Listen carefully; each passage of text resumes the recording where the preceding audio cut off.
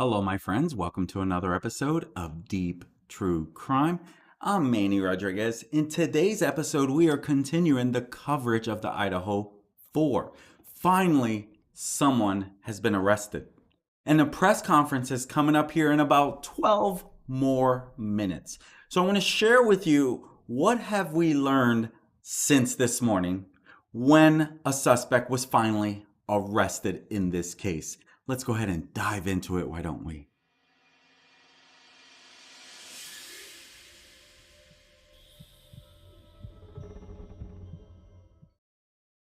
A press conference will be starting here shortly. Until then, I want to share with you a little bit of what we have learned throughout the day since this news has broke. As we know, Bryan Kohberger has been arrested this morning, the man taken into custody earlier in Pennsylvania in connection with the stabbing deaths of the 4 University of Idaho students. Bryan Christopher Kohberger, you can see his home here with a search warrant being served on his apartment, which from what I can tell was not very far from the crime scene. How crazy is that? So they serve a search warrant at Bryan Christopher Kohberger's home in Pullman, Washington. He lived in this apartment complex here. And so they served a search warrant at the Washington apartment of Bryan Kohberger this morning. Now, again, he's the man that's taken into custody. The Idaho school is less than 10 miles from Washington State University in Pullman, Washington, which is where he is listed as a PhD student, going for his doctorates, I guess. And so Bryan Christopher Kohberger, 28-year-old, he has been taken into custody by local police in Pennsylvania, waiting for an extradition to Idaho. And so he was taken into custody by local police there and the FBI at 3 a.m. near Scranton, Pennsylvania, and on the other side of the country where this killing occurred. And so he was taken into custody in Pennsylvania. A search warrant was served on his home near the Washington-Idaho border. And this is literally a few minutes from where the 4 University of Idaho students were killed on November 13th. And so a neighbor told Fox News Digital that investigators had already arrived by 7:30 a.m. this morning. There were at least 2 unmarked law enforcement vehicles at the scene as police from Washington State University, Moscow, Idaho, and other agencies were executing the warrant. Now, Bill Thompson of the Latah County Prosecutor's Office, he is the Latah County Prosecutor. He was also seen outside the apartment alongside investigators gearing up with protective booties before heading into the crime scene. And you can see him here putting his booties on his feet so that they can go in and not disturb anything. There was the black pickup and the silver pickup and a couple of cops, and they were taking pictures and stuff, but didn't have any tape up at that time. That's what Randy Smith, a 58-year-old Moscow resident who works at WSU, he told Fox News Digital this. He said he knew right away it had to do with the murders because the unmarked cars had Idaho license plates.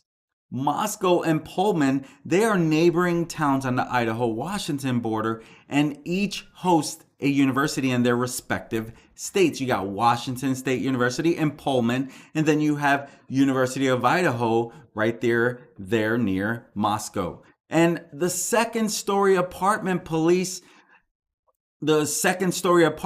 searched Friday. This apartment complex is only 10 miles from where the students were stabbed to death. Now, Kohberger was being held for extradition in Pennsylvania's Monroe County for first-degree murder issued by the Moscow Police Department and the Latah County Prosecutor's Office in connection with the slayings of Ethan Chapin, 20 years old, Xana Kanoodle, 20 years old, Kaylee Gonsalves, 21 years old, and Madison Mogan, 21 years old. All four suffered multiple stab wounds sometime between 3 and 4 a.m., according to Latah County Coroner Kathy Mabu. And as we know, two other housemates were there in their rooms and they were locked, apparently. Now, one of the housemates, even though she was in the first floor, was said to have been actually, like, her room was on the second floor. But again, we don't really know why they were in the first floor. We don't really know all of that information. My guess is, little by little, more will come out. Again, that's just my guess. I could be completely wrong, but we can only wait till we know more in this particular case. And so one of them lived in the first floor, but the other who lived in the second floor was in the first floor. And allegedly the doors were locked. I don't know if that's been confirmed or not, but allegedly the doors were locked downstairs in those rooms. And so something weird that has come out, you can see a picture of Bryan early in his days. I think this was like his high school yearbook or something like that, or college year. I don't even know. It doesn't really matter that much. But you can see this picture of him when he was, I even forget what it was, but this was shown today. Of course, a lot of information is going to keep coming out. And so Bryan Etten, he even said he's on his way to Pennsylvania to cover this. We know that he must have left DNA at the crime scene. And so Kohberger's DNA has also been matched to genetic material that has been recovered at the off-campus home. So this is where they're able to actually help pinpoint that they got the right guy. I think that is key in this, right? And so we want to make sure that they got the right person that's involved in this. But here's a question. He kind of hinted, allegedly, Bryan Etten shared this, he kind of hinted at a possible second killer following his arrest. And so when they caught him, when he was arrested on Friday in connection to this quadruple incident, he allegedly asked police if anyone else had been taken into custody for this slaying. What do you think about that? What do you think? Could it be possible that someone else is affiliated with this? More than one person? That, to me, is a pretty interesting statement. Kind of cringing. Like there's actually more involved with this.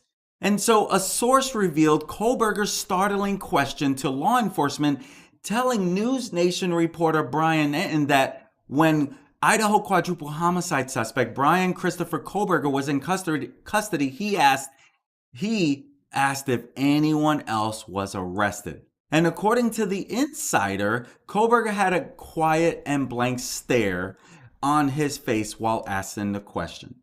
And I am following this homicide press conference because just like you, we don't want to miss it, right? So as soon as that breaks, I will definitely be sharing that. We'll be going straight to that. I kind of wanted to start a little early to share any updates. So as soon as they start talking, I'm going to it right away. Don't fret on that. We'll make sure that you get all of the information. And so, according to this insider, Kohberger had a quiet and blank stare on his face while asking that question, if anyone else was arrested. Now, again, we only know of Bryan Christopher being held for this. This press conference, we hope, is going to open up a lot more. Now, he was arrested by the local police and the FBI at 3 a.m. on Friday in Scranton, Pennsylvania. And so he was being held for extradition in Monroe County Court for first-degree murder. After his name was released to the public, details about his life and connection to the brutal slayings are being uncovered. Kohberger reportedly graduated with a make sure we don't miss anything, with a Master of Arts in Criminal Justice from DeSales University in Pennsylvania in May. And he is listed as a PhD student at Washington State University in Pullman, Washington, which is not far from Moscow. He is studying criminal justice and criminology. I find this very interesting. And if you followed this morning when I shared some of this, we come to find out that there's actually a lot more to this. Like, he was taking surveys, he was trying to interview ex-cons or people that were, he was just trying to interview a lot of people. But is it because he was going to be leading to do something like this? Because I find that very interesting as well, that he actually has ties to this. And what we don't know is why. But here is something that we did know. They were searching for this white Hyundai Elantra, right? And this white Hyundai Elantra was spotted near the crime scene around the time of the murder. Law enforcement sources told NBC News that they found the vehicle outside of Kohberger's home in Monroe County, Pennsylvania. So this too was taken. So there was actual reason behind wanting to find this white car. And so now, following the news of his arrest, Kaylee's family told Bryan they feel incredible relief now that there is some leeway. Okay, hold on a second. Looks like they're about to start something. All right, let's go to that right now.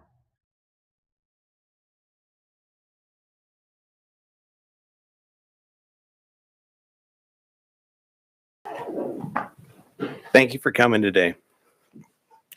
Last night, in conjunction with the Pennsylvania State Police, the Federal Bureau of Investigation, detectives arrested 28-year-old Bryan Christopher Kohberger in Albrightsville, Pennsylvania, on a warrant for murders of Ethan, Zana, Madison, and Kaylee. I want to personally thank these agencies for their assistance in this case. Kohberger resides in Pullman, Washington, and is a graduate student at Washington State University. We will provide as much information as we can about the extradition to Idaho and the criminal process.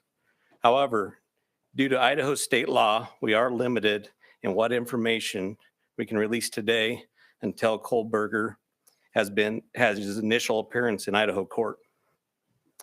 I want to express my appreciation to our local community, the people of Idaho, and those throughout our nation who provided information to help us investigate these murders has been very impressive. We've received over 19,000 tips, and we've conducted over 300 interviews. To recap this case, on the evening of November 12th, Kaylee and Madison arrived home at about 1:56 a.m. after visiting a local bar and street food vendor. Ethan and Zana were at the Sigma Chi house before arriving home around 1:45 a.m. The two surviving roommates had also been in the community but returned around 1 a.m. On the morning of November 13th, a 911 call was made at 11:58 a.m., reporting an unconscious person at the residence. The call came from inside the home from one of the surviving roommates' cell phones. Moscow police responded and found 2 victims on the 2nd floor and 2 victims on the 3rd floor. On November 17th, autopsies were conducted, and the Latah County coroner confirmed the identity of the 4 victims. The cause and manner of death was homicide by stabbing. Some had defensive wounds, and each had been stabbed multiple times. These murders have shaken our community, and no arrest will ever bring back these young students. However, we do believe justice will be found through the criminal process. This was a very complex and extensive case. We had developed a clear picture over time, and we stand assured that the work is not done but be assured the work is not done. This has just started. Since November, we have remained laser focused on pursuing every lead in our pursuit of justice for the victims and their families. I recognize the frustration with the lack of information that's been released. However, providing any details in this criminal investigation might have tainted the upcoming criminal prosecution or alerted the suspect of our progress. We will continue to provide as much information as we can as the process moves forward. Today, I want to specifically thank our dedicated Moscow Police Department detectives, patrol officers, the Idaho State detectives, the Idaho State troopers, and their crime lab technicians and scientists, and the Federal Bureau of Investigation for the resources and personnel to conduct this massive investigation. It was the dedication of them and the persistence and the numerous hours that led to an arrest. Fortunately, these highly skilled people worked together as a cohesive team to solve this case. I also want to thank our community and the nation. Over the past 6 weeks, I've been continually reminded of how much our community cares. Locally, public support has been exceptional with kind words, food for investigators, and letters of support. You will never know how much your words of encouragement help us through these trying times. I appreciate each of you and each of your kindness. Agencies and individuals from across the nation have reached out to us to express their support to this department.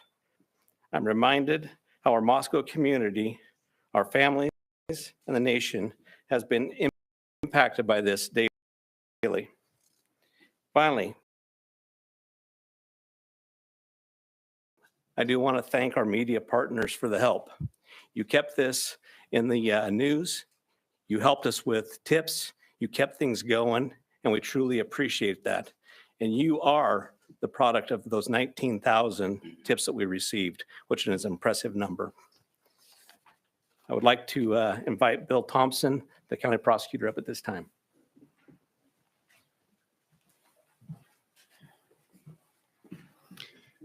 Good afternoon, folks. My name is Bill Thompson. I'm the Latah County prosecutor. And it's sad to be here, but happy to be here at the same time. As Chief Fry indicated, a criminal complaint was filed yesterday here in Latah County, charging the defendant, Mr. Kohberger, with 4 counts of first-degree murder, in addition to felony burglary, which involves entering the residence with the intent to commit the crime of murder. Mr. Kohberger, and let me preface, there is a pending case now in court, and I and my office and the investigators have to live with the restrictions that our Supreme Court places on pretrial publicity. That said, I promise you we will share with you through the court process or otherwise whatever we are allowed to. I just appreciate your patience on that. The factual basis for the charges are summarized in what's called a probable cause affidavit that is on file with the court. According to the rules of the Idaho Supreme Court, that is sealed until Mr. Kohberger is physically back in Latah County and has been served with the Idaho arrest warrant.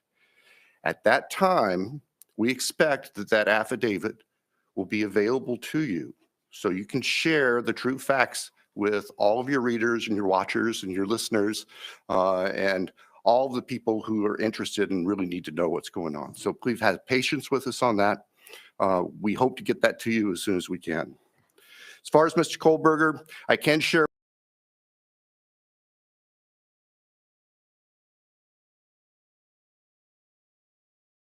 with you that he is a graduate student at Washington State University and has an apartment residence over at Pullman. He has had an initial appearance in front of a judge in Pennsylvania. He is being held without bond, and the warrant from our magistrate judge here also provides for no bond. We understand that he's scheduled to be back in court in Pennsylvania next Tuesday afternoon, and that a public defender has been appointed for him there. The process at this point is, since he was arrested in another state, he has the opportunity to either waive extradition and return voluntarily to the state of Idaho, Or if he prefers not to waive extradition, then we will initiate extradition proceedings through our governor's office. If we do that, it can take a while for him to get here. So again, I'm asking for your patience and understand that's just the way the system works. Once he gets here, he'll have an initial appearance with our magistrate. They'll deal with issues such as making sure competent counsel is representing him, and the case will be scheduled for further hearings. Your primary source of factual information is going to be the court record, because that's what the Supreme Court says we need to refer you to. So please pay attention to what's going on in court and have people there to watch and hear what's being said. As an attorney, myself and my office, we are limited on what we are allowed by the courts to say outside of the courtroom. So please just work with us. Finally, as the chief indicated, this is not the end of this investigation. In fact, this is a new beginning. Y'all now know the name of the person who has been charged with these offenses. Please get that information out there. Please ask the public, anyone who knows about this individual, to come forward, call the tip line, report anything you know about him to help the investigators and eventually our office and the court system understand fully everything there is to know about not only the individual, but what happened and why. Next, I'll introduce Colonel Ked Wells from the Idaho State Police. Thank you. Well, good afternoon. My name is Kedrick Wills. I serve as the director of the Idaho State Police and certainly want to express our appreciation for your attendance here today. These tragic murders took 4 young, vibrant lives from our community. Nothing we do can bring them back. The only thing that we can do in law enforcement to honor their memories that we know of is to bring this to a successful conclusion. This has been a very difficult time for the families, the university, the community, and the state of Idaho. However, it is also proven that communities come together in tough times. Certainly appreciate the support of the local community and our national audience that has been following us as our investigators have worked through this case. I'm thankful also to you, the media partners, who have helped keep this case in the forefront that generates the tips and we hope will continue to generate information that will help us to a conclusion of this proceeding. I'd like to express our appreciation on behalf of the Idaho State Police to Chief Fry, his leadership, and the entire Moscow Police Department for the way that they handled this from the very beginning. He directed the right people to the right positions that led us to this conclusion today. I've had the utmost confidence in this investigation and in Chief Fry, as well as in Mr. Bill Thompson and the Latah County Prosecutor's Office, who've been a great partner throughout this. Nothing has deterred the commitment of the investigators who've worked on this case, regardless of the organization they represent. It's been very trying and very difficult, as you know, that it has been on those investigators as they do the tedious work that they're so good at doing. The partnerships is what's led here as well. The partnerships between Moscow Police Department, I'd like to express our appreciation with the Federal Bureau of Investigation, specifically the special agent in charge out of the Salt Lake City Division, Dennis Rice, and also the work that happened in the last 24 hours in Pennsylvania with the arrest with the Pennsylvania State Police and Colonel Evanchik with the Pennsylvania State Police. We appreciate what they've done across the nation to help us as well.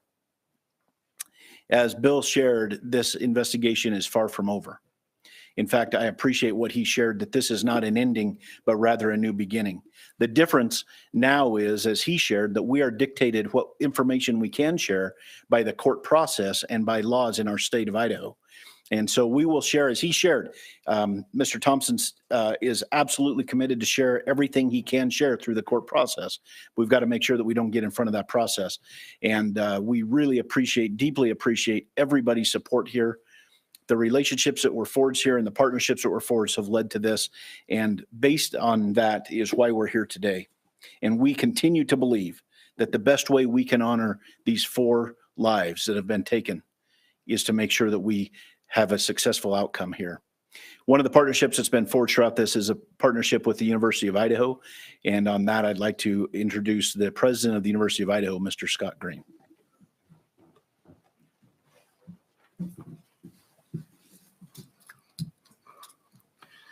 Thank you. Good afternoon. Scott Green, President, University of Idaho. Today's news of arrest is a welcome one.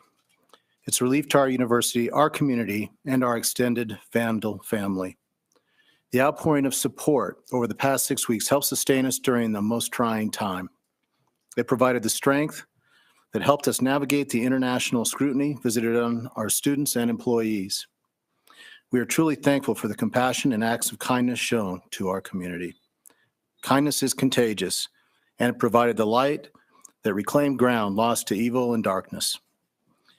We first want to acknowledge and thank Governor Little for the early promise of financial support that enabled the university to secure our campus and focus on helping our students and our employees in the wake of the crimes.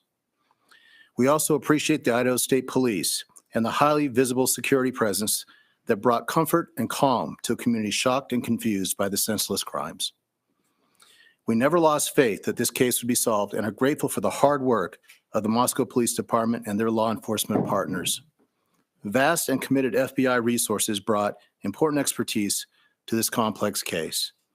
Across the board, dedicated, highly competent personnel worked this case to arrest.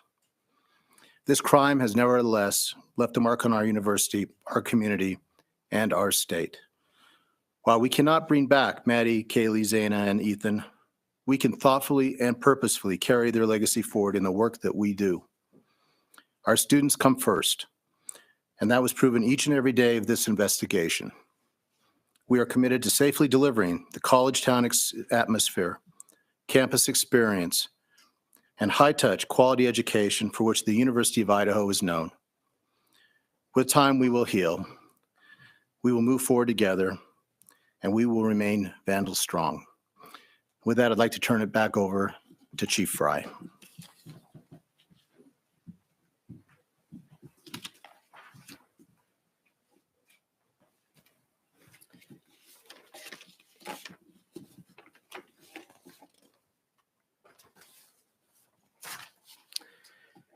So now we will open the floor to questions. However, I want to remind everyone, as Prosecutor Bill Thompson explained, any factual information regarding the arrest of Kohberger is currently sealed per Idaho law and will not be released until he has appeared in an Idaho court.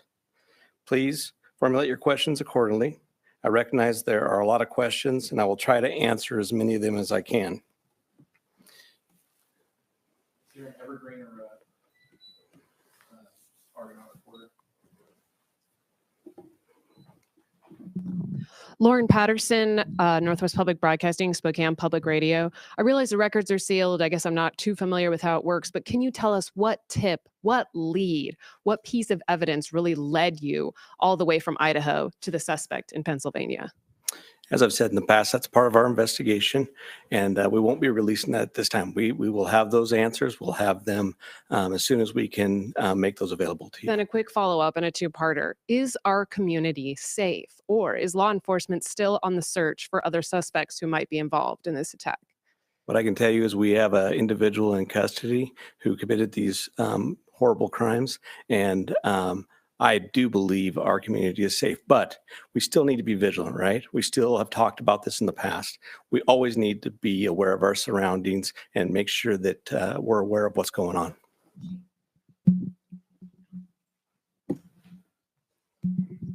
Hi, Chief. How soon into the investigation did police and law enforcement begin to spot Mr. Kohberger as a potential suspect? And a follow-up, how many tips, if you can say, were specifically related to Mr. Kohberger? To the tip part, honestly, I can't answer that question, so I'm not even going to speculate on that. On the other part, that's part of our investigation, and it will come out. I'd like the mic to please come right over here. Thank you. Dana Griffin with NBC News. Can you confirm that Kohberger asked whether or not anyone else had been arrested when he was in custody? I cannot confirm that, or I'm not sure of that information, but that would still be a part of our investigation. Did CODIS initially return any hits on this guy? That's still part of our investigation. That will come out. If we could get somebody over here, please. And then one final question. Is there any message to the online sleuths who slandered and harassed people who they believed were responsible? There was a lot of speculation going on, and we've always said from the very beginning that we're the official message that comes out, and to pay attention to what we're putting out there to the press. I'm Nancy Liu with News Nation, and we were over at the house this morning, and you told us that the remediation would begin today. It was suddenly stopped. Can you tell us why? Yes. The house cleanup has been halted, and that came by a legal request from the court. Christina Corbin, Fox News. Chief, have you identified a motive? That is part of the investigation, and that will come out as we continue the investigation. But what we still ask is for people to continually send us things in the tip line. We are still looking for more information. We're still trying to build that picture, just like we have stated all along. We're putting all the pieces together, and that will help.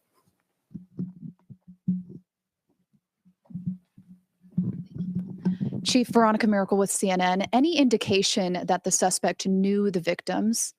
That's part of the investigation as well. It won't be something that will come out at this point in time, but as we continue the investigation and as this case goes to trial, that will be brought forth. Have you spoken to the families? Can you tell us what they've told you today? Are you talking the victims' families? Yeah, we have reached out to the victim's family as we always do. We've done that daily, and we've continued to have contact with them.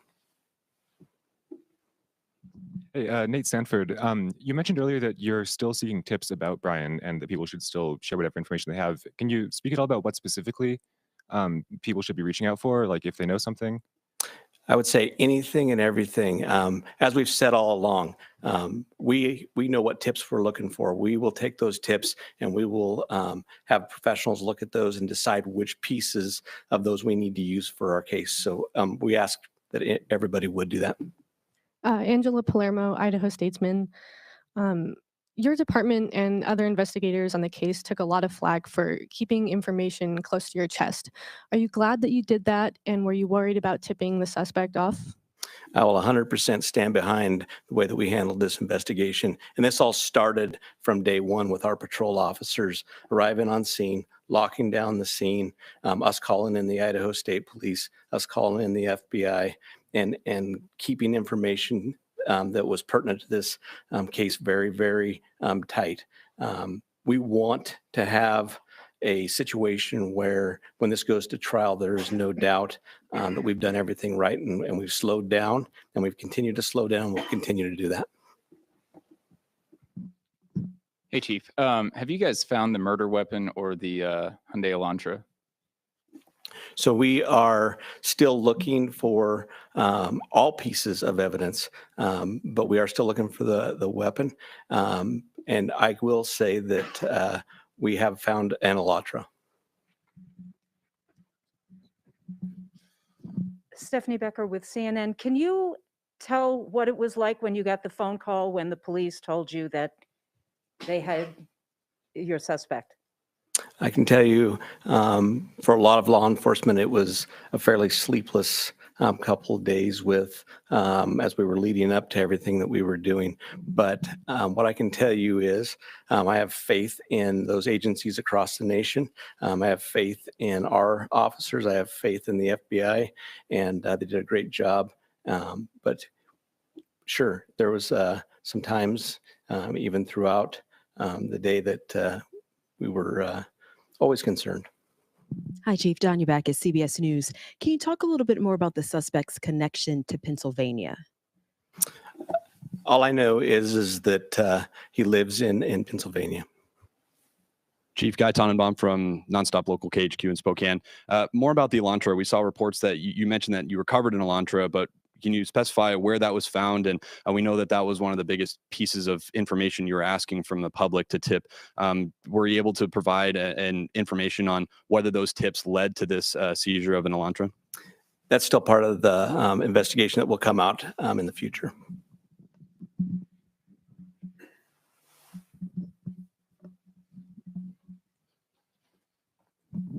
Chief Glenn Mosley, Idaho Public Radio here in Moscow. The additional police presence in town and on campus semesters coming. Is that going to continue?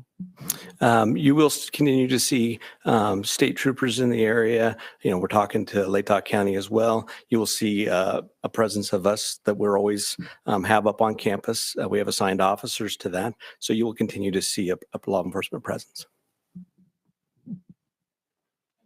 I'm going to take 2 more questions. Hi, Chief. Julie Scott, ABC News. Can you tell us if you eventually had a license plate number to the Elantra and how you tracked it to Pullman? That's still part of the investigation that will come out.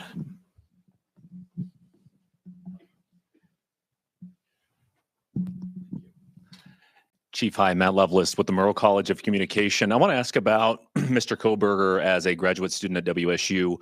Are you aware of if he returned to campus after November 13th? And have you had any communication with departments on the WSU campus about his attendance? So some of that is going to be followed up as we continue our investigation. We'll be asking some of those questions, but that'll come out in the near future.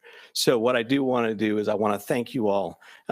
You really have been the national voice for us. You've given us the opportunity to get many, many tips. And I do appreciate everything you've done, and we'll continue to look forward to working with you in the future on this. So I'd like to thank you for that, and thank you for your time.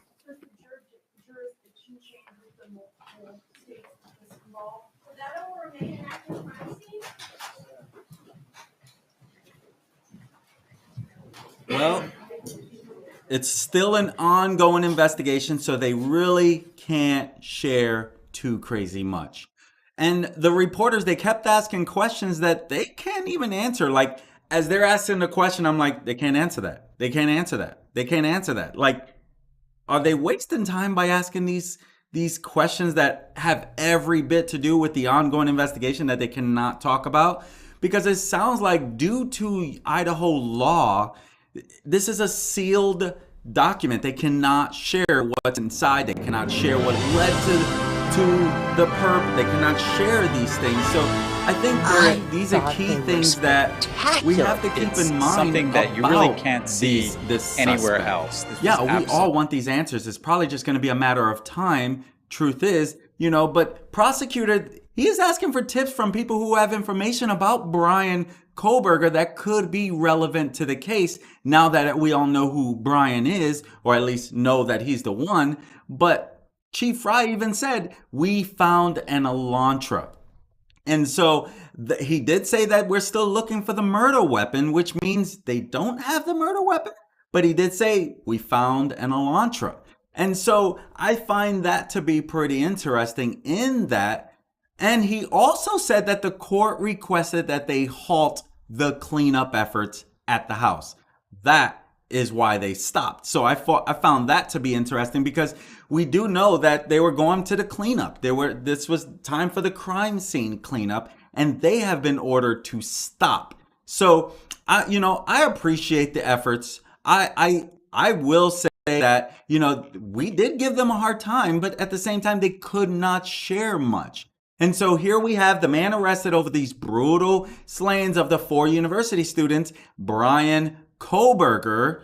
He is arrested, and he is waiting for extradition, and they will make sure they get him over there. Online records indicate that Kohberger appears to have been pursuing a doctorate in criminal justice at Washington State University in Pullman, which again is less than 10 miles from Moscow. And shortly after his arrest, the university took down a grad student page listing his name. So they quickly were trying to erase any signs of this guy. And so a man with the same name is also listed as having received a Master of Arts in Criminal Justice from DeSales University in Central Valley, PA. When asked why was he in Pennsylvania, it looks like he's from Pennsylvania or he lives there. I have heard others say it looks like maybe his parents is where they found him. I don't know about that. That has not been confirmed. I don't even think that is true. But he knew someone there. Literally, he had to know someone in Pennsylvania as to why he was there. And so I think it's pretty interesting that he identified himself as a student investigator, and he was purportedly interested in the story behind your most recent criminal offense, with an emphasis on your thoughts and feelings throughout your experience. Was he planning this well in advance? And so he appeared briefly in the Monroe County Court this morning, and records show that he was ordered to be held without bail, and he is due to be extradited after a hearing on January 3rd, which is next week. Now, the chief continues to ask, was chief or prosecutor, one of the two, continue to be patient. And so this is key because, again, this is new to them. The murders, this was the first in Moscow in 7 years. And so they don't really know how to always handle all this stuff. This is new to them. And so we still have some questions around this, don't we? We want to know more. You know, we know that the attack was targeted. Police said that long ago, right? We do know that, but Moscow police, they've refused to provide any more details as to why they think the murders were targeted. And he even shared, I almost felt like he gave a little respect to the true crime community who was sharing stuff like this, because he said when the document is released, we'll be able to share it with our community, right? And so I felt like he gave a little respect to what the efforts are from the online true crime community and the people who are wanting justice and who wants to get this story out there. And so we still don't have the weapon. We do know that this was a messy crime scene, as Miss Mabu, she said that this was quite a bit of BLOOD. And, you know, DNA has been recovered, but what we don't know is, you know, it's still not clear if the killer had left DNA, but it looks like it does. So I'm thinking that's what led to them. He can't share much. He cannot share much. And so we do know who the perp is now, but we don't know much on him. Did he know the victims? How did he end up in Pennsylvania? Obviously, he must have drove the white Elantra because that's what they found there. We don't know who the target was, so then we don't really even know what the motive is, right? They know the motive. They have to know the motive because that has to be part of their investigation. And until police reveal who made that 911 call and release the audio, we really won't even know about that. And so when it comes to this timeline, we still don't know Xana and Ethan's movements on the night of the murders. It's still unclear. We know that they were at a Sigma Chi party from around 8 to 9, but that's really it. But now it looks like this Elantra is connected to the perp. And so could this be the stalker? Could this be the stalker that Moscow police said they had found out through interviews that Gonsalves did complain about one? But what we don't know is, despite looking extensively into concerns, we don't really know if there was a stalker. And so we know that they're seeking surveillance. They'll continue to seek surveillance, any tips or anything, but they have not revealed why they are owning in on these particular areas in the city to try to find out more of this. And so, you know, he says the safety concern, still gotta be out. You gotta be careful, right? You still have to be careful in this case, literally. And so now we wait to find out more, but it looks like there was even a bunch, like they even were serving a warrant on his office in Washington State, which was searched by police while he awaits extradition. And so literally they were out there as well doing, they raided the office of the suspected University of Idaho killer, and he was arrested this morning, and they were seen at his office on the University of Washington Pullman campus. So he had an office there. And so that's interesting as well. Photos show that officers inside the building at the entrance to room 12, where he shared his space with 2 other PhD students. That I find very interesting as well. Wow, did any of those tips come from those PhD students that he shared the rooms with? And so we don't really know on that, but they were seen searching his home as well at the Steptoe Village apartment complex in Holman. And they arrived there at 7:30 a.m. as I shared with you on that as well. And so they're going through his office, they're going through the apartments, they're looking for anything. They even were putting on the foot cover stuff so they don't track anything. And here he was studying criminology, and he turns out to be I'm guessing, again, just guessing, like he was trying to figure out a way to get away with it, because he even conducted a study of criminals' decision making and posted this chilling research project to Reddit seeking help from ex-cons. I found that to be very interesting as well, right? Like, wow. And so obviously the murder victims' families, they're really relieved that he is finally, they can get some, that they're a little more relieved now, because now that the suspect was finally arrested, they can breathe a little. Cheryl Gonzalez, the grandmother of victim Kaylee, she said, "Of course we are relieved."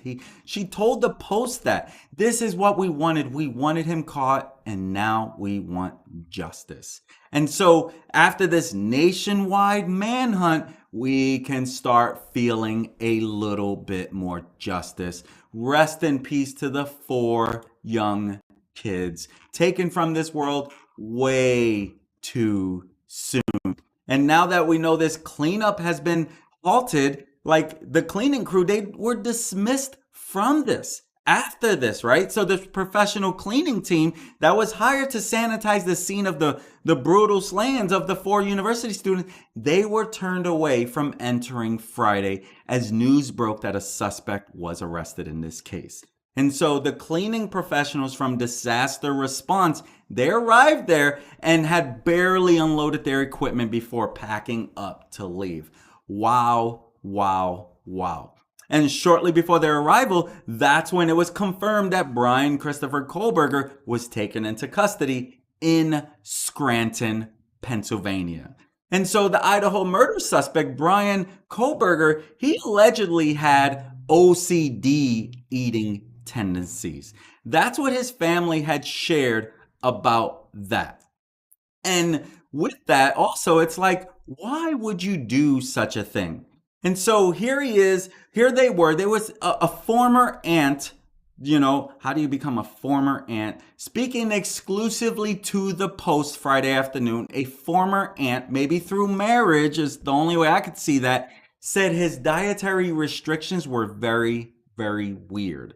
It was above and beyond being vegan, said the aunt, who declined to be identified but says she was previously married into the family. Makes sense. And she said his aunt and uncle had to buy new pots and pans because he would not eat from anything that had ever had meat cooked in them. He seemed very obsessive compulsive disorder, which is what OCD means. And this is common and long-lasting condition where a person has a repeating pattern of thoughts and fears which lead them to complete repetitive behaviors and tasks over and over again. And so here we are waiting now. We'll find out more. I'm sure this is just getting started. Even the police said this is now starting basically phase 2. And they're still looking for the weapon, and they still want tips. If you know anything, share it. If you know anything at all, share it. My friends, I'm Manny Rodriguez. This has been another episode of Deep True Crime. I look forward to being a voice for the victims and serving you so you know what you need to be careful for, because this is a crazy world we live in. Rest in peace to these 4 young kids. Now we can start the next phase of getting justice. Is there an accomplice behind this? Is there someone else that was working with him? Of course, they refuse to comment, but is there? I'm Manny Rodriguez. Thank you so much for joining me today, and I look forward to serving you and being a voice for the victims again. Have a great day, my friends. Peace. See you later.